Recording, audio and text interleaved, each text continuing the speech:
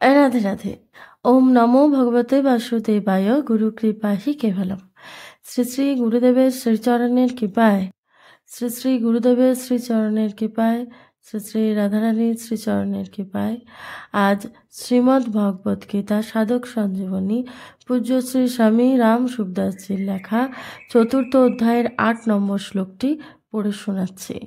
জয় রাধা বল্লভ, শ্রী হরিবংশ। পূর্ববর্তী শ্লোকে নিজ অবতার গ্রহণের সময় বর্ণনা করে ভগবান এবার তার অবতারত্ব গ্রহণের প্রয়োজন জানাচ্ছেন। পরিত্রাণায় সাধুনাং বিনাশায় চ দুষ্কৃতম ধর্ম সংস্থাপনার্থায় সম্ভাবামি যুগে যুগে। অর্থাৎ সাধুগণকে রক্ষা করার জন্য, দুষ্কৃতি অর্থাৎ পাপ কর্মকারীদের বিনাশ করার জন্য এবং ধর্মকে যথাযথ সংস্থাপন করার জন্য আমি যুগে যুগে অবতীর্ণ হই। সাধু ব্যক্তিদের দ্বারাই অধর্মের নাশ এবং ধর্মের প্রসার হয়, তাই তাদের রক্ষা করার জন্য ভগবান অবতার হয়ে আসেন। অপরের মঙ্গল করায় যার স্বভাব এবং যিনি ভগবানের নাম রূপ গুণ প্রভাব লীলা ইত্যাদি শ্রদ্ধা এবং প্রেমপূর্বক স্মরণ কীর্তন করেন ও লোক সাধারণের সেগুলি প্রচারও করে থাকেন, এইরূপ ভগবত আশ্রিত ব্যক্তিদের এখানে সাধু নাম বলা হয়েছে। আত্ম প্রাপ্তি করায় যার একমাত্র উদ্দেশ্য তাকে সাধু বলা হয় এবং বিনাশীল সংসারে আশ্রয় যার উদ্দেশ্য হয়ে থাকে তাকে অসাধু বলা হয়। অসৎ এবং পরিবর্তনশীল বস্তুতে সৎ ভাব রাখলে এবং তাতে গুরুত্ব দিলে কামনা উৎপন্ন হয়। কামনা যে অনুপাতে নষ্ট হতে থাকে, সাধু ভাবও সেই মতো বৃদ্ধি পেতে থাকে। আবার কামনা যেমন বৃদ্ধি পেতে থাকে, সাধু ভাবও সেই রকম লোপ পেতে থাকে, কারণ অসাধুতার মূল কারণই হলো কামনা। সাধুতার দ্বারা নিজ উদ্ধার এবং মানুষের উপকার স্বতই হয়ে থাকে। সাধু ব্যক্তিদের ভাব ও ক্রিয়ার পশু পক্ষী বৃক্ষ পর্বত মানুষ দেবতা পিতৃপুরুষ ঋষি মুনি ইত্যাদি সকলেরই হিত হয়ে থাকে।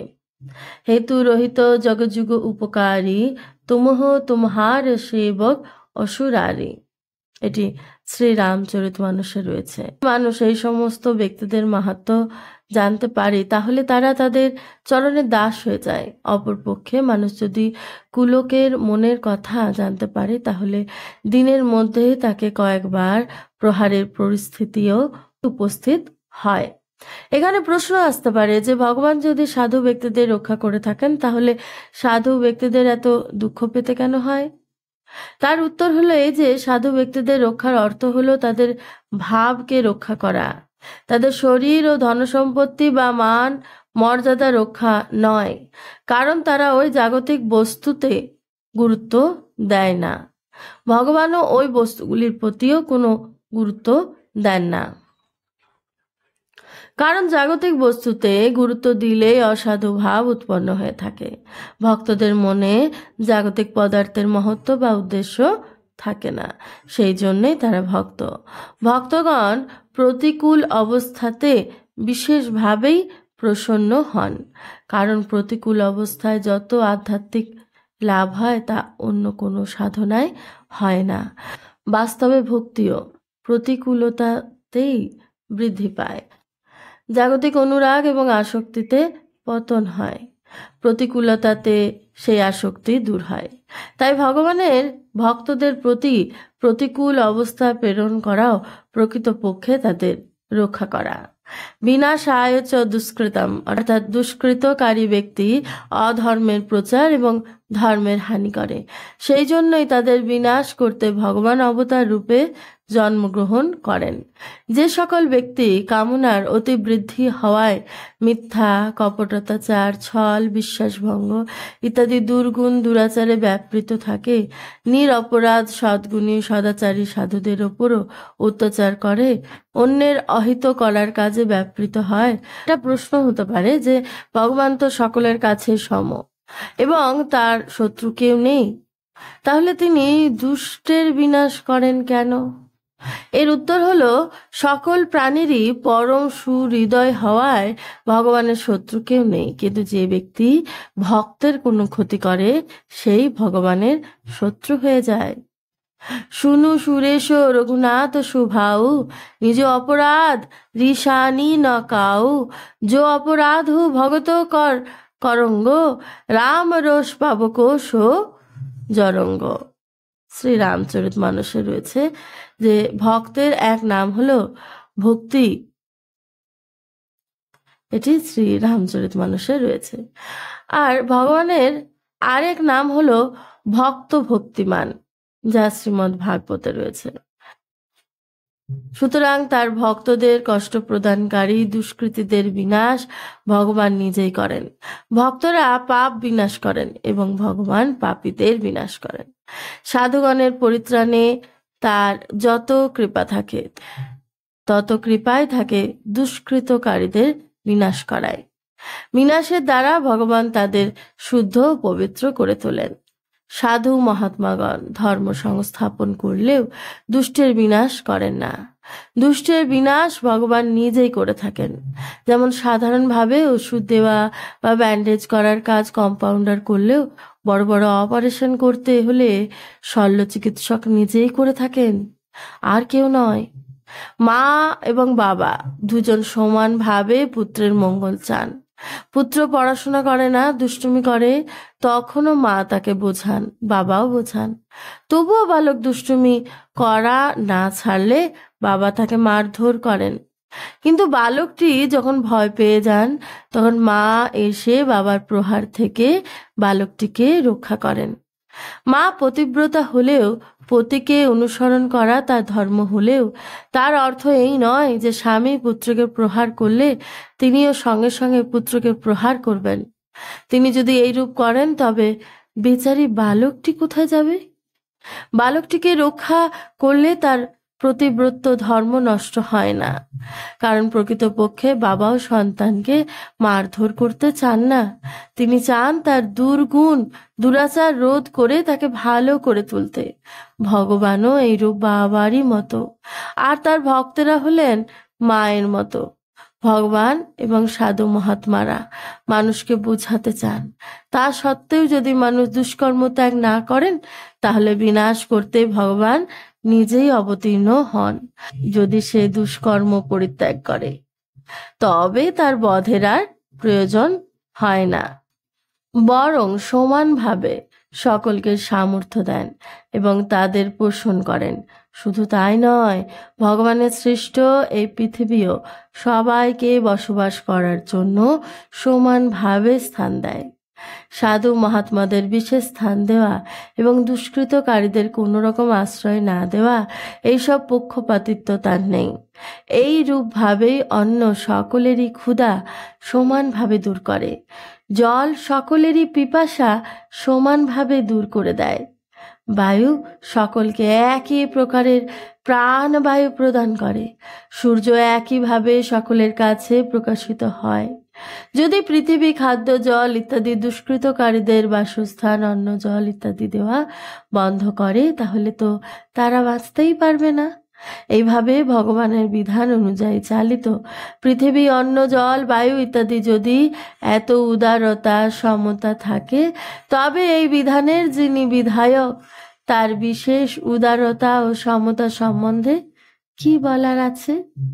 যিনি ঔদার্যের খনি এই বিধায়ক অর্থাৎ ভগবান, এবং তার বিধানের দিকে যদি একটু দৃষ্টিপাত করা যায় তাহলে মানুষ ভাব বিহ্বল হয়ে পড়ে এবং ভগবানের শ্রীচরণে তার অনুরাগ বেড়ে যায়। ভগবানের দুষ্ট ব্যক্তির সঙ্গে কোনো বিরোধ নেই, তার বিরোধ কেবল দুষ্কর্মের সঙ্গে, কারণ এই দুষ্কর্মের ফলে জগতের এবং ওইসব দুষ্ট ব্যক্তিদেরও অহিত হয়ে থাকে। ভগবান সকলেরই সুহৃদয়, তাই তিনি জগতের এবং দুষ্ট লোকেদেরও মঙ্গলের জন্যই দুষ্টের বিনাশ করেন। তিনি যে সকল পাপী ব্যক্তিদের বধ করেন তাদের তিনি নিজ ধামে প্রেরণ করেন। এ তার এক অপার উদারতা। এখানে একটি প্রশ্ন আসতে পারে, যদি আমরা পাপ কাজ করি তাহলে আমাদের দমন করতেও কি ভগবান আসতে পারে? যদি তাই হয় তবে ভগবানের হাতে মৃত্যু হলে আমাদের কল্যাণ হবে, তবে শ্রম সাধ্য সদ্গুণ সদাচার পালন করব কেন? এর উত্তরে বলা যায়, ভগবান যে সকল পাপীদের বধ করতে আসেন, যারা ভগবান ছাড়া আর কারো হাতে বদ্ধ নন। দ্বিতীয়ত, শুভ কর্মে যতটা লেগে থাকা যায় ততটাই পুণ্য লাভ হয়, কিন্তু অশুভ কর্মে ব্যাপৃত থাকা অবস্থায় যদি হঠাৎ মৃত্যু হয় বা অন্য কেউ বধ করে, তাহলেই কিন্তু মুশকিল। ভগবানের হাতে বধ হয়ে মুক্তি পাওয়ার আশা কিভাবে পূর্ণ হবে? তাই অশুভ কর্ম করা উচিত নয়। এখানে ধর্ম সংস্থাপনার্থায়ও বলা হয়েছে, নিষ্কাম ভাবের উপদেশ আদেশ এবং প্রচার করাই হলো ধর্ম সংস্থাপন করা। কারণ নিষ্কাম ভাবের অভাবে এবং অসৎ বস্তুর অস্তিত্বের গুরুত্ব দিলেই অধর্ম বৃদ্ধি পায়, যার দ্বারা মানুষ দুষ্ট স্বভাবপন্ন হয়ে ওঠে। সেই জন্যই ভগবান অবতার রূপ ধারণ করে স্বীয় আচরণের দ্বারা নিষ্কাম ভাব প্রচার করতে আসেন। নিষ্কাম ভাবের প্রচারে ধর্মের স্থাপনা সতই হয়ে থাকে।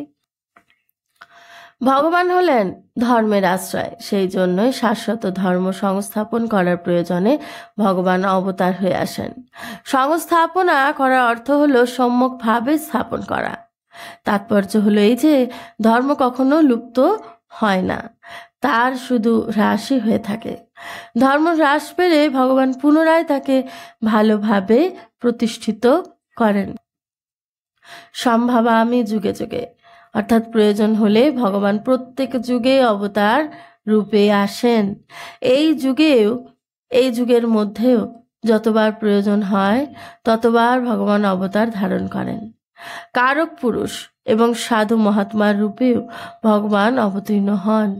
ভগবান এবং কারক পুরুষের অবতার হচ্ছে নৈমিত্তিক, কিন্তু সাধু মহাত্মাদের অবতারকে নিত্য বলা হয়। এখানে প্রশ্ন উঠতে পারে যে ভগবান তো সর্বসমর্থ, তবে সাধুদের রক্ষা করার জন্য দুষ্টদের বিনাশ করা এবং ধর্ম স্থাপন করা, তিনি এই সমস্ত কাজ অবতার না হয়ে করতে পারেন না? তার উত্তরে বলা যায় যে তিনি অবতার না হয়ে যে এগুলি করতে পারেন না তা নয়। যদিও ভগবান অবতার না হয়েও অনায়াসেই সবকিছু করতে পারেন এবং করেনও, তবুও জীবের উপর বিশেষভাবে কৃপা করে তাদের মঙ্গল করার জন্য ভগবান স্বয়ং অবতীর্ণ হন। অবতার কালে ভগবানের দর্শন স্পর্শ কথাবার্তা ইত্যাদি দ্বারা পরবর্তীকালে তার দিব্যলীলাদের শ্রবণ চিন্তন এবং ধ্যানের দ্বারা তার উপদেশ অনুযায়ী আচরণ করলে লোক সহজেই উদ্ধার পেয়ে যায়। এইভাবে লোকের সর্বদা যাতে উদ্ধার হতে থাকে, অবতার হয়ে ভগবান এই রীতি প্রবাহিত করে। ভগবানের এমন প্রেমিক ভক্ত আছেন যারা ভগবানের সঙ্গে ক্রীড়া করতে চান। তাদের ইচ্ছা পূরণের জন্য ভগবান অবতার রূপে পৃথিবীতে আসেন।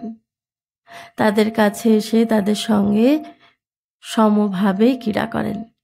যে অবতারে যতটুকু কার্য করা প্রয়োজন, ভগবান সেই অবতারে ততটুকুই কার্য করেন। সেই জন্য ভগবানের অবতার ভিন্ন ভিন্ন হলেও স্বয়ং ভগবানের কোনো ভিন্নতা নেই। সমস্ত অবতারেই ভগবান পূর্ণ এবং পূর্ণভাবেই বিরাজ করেন। ভগবানের কোনো কর্তব্য নেই এবং কিছু পাওয়ারও বাকি নেই। তবুও যুগের প্রয়োজনে অবতার হয়ে কেবল জগতের মঙ্গল করার জন্যই তিনি সব কর্ম করেন। তাই মানুষের শুধু অপরের হিতার্থে কর্ম করা উচিত। চতুর্থ শ্লোকে উদ্ধৃত অর্জুনের প্রশ্নের উত্তরে ভগবান মানুষের জন্ম এবং নিজের জন্ম সম্পর্কে তিনটি বড় পার্থক্যের কথা বলেছেন। 1. জানার পার্থক্য, 2. জন্মের পার্থক্য, 3. কর্মের পার্থক্য। জানার পার্থক্য, মানুষের এবং ভগবানের অনেকবার জন্ম হয়েছে। সেই সব জন্মের কথা মানুষ জানে না, কিন্তু ভগবান জানেন। 2. জন্মের পার্থক্য, মানুষ প্রকৃতির বশ হয়ে নিজের পাপ পুণ্যের ফল ভোগ করার জন্য ফল ভোগরূপ পরমাত্মা প্রাপ্ত করার উদ্দেশ্যে জন্মগ্রহণ করেন। কিন্তু ভগবান নিজ প্রকৃতিকে অধীন করে স্বেচ্ছাক্রমে নিজ যোগমায়ার সাহায্যে প্রকটিত হন। 3. কর্মের পার্থক্য।